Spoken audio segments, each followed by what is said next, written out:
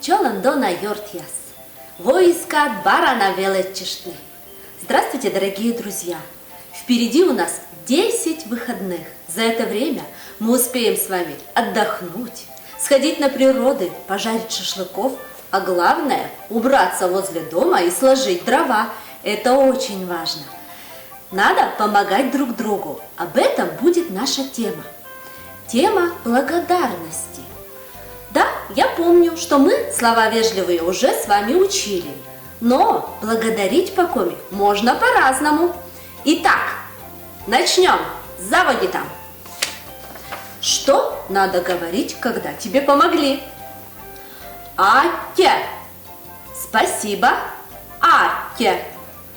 Уджидатте. Большое спасибо. Уджидатте. Зевуджидатте. Огромное спасибо. Зевуджидатте. Що пашибе? 100 благодарностей. Що пашибе? Став щелом щань аттяла. От всей души благодарю. Став щелом щань аттяла. Уджид аття шуатьянле. Я признателен вам. Уджид аття шуатьянле. Аття, ты зевшаняш.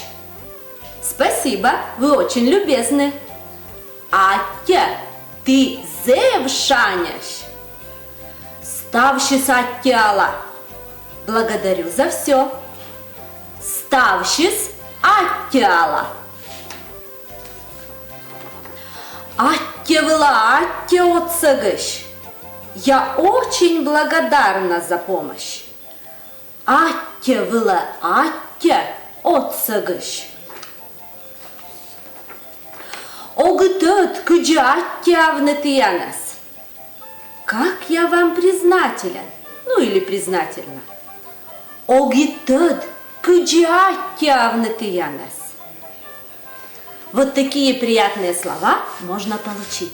А сейчас в конце я хочу прочитать вам стихотворение Александра Шебырева, которое так и называется «Аття».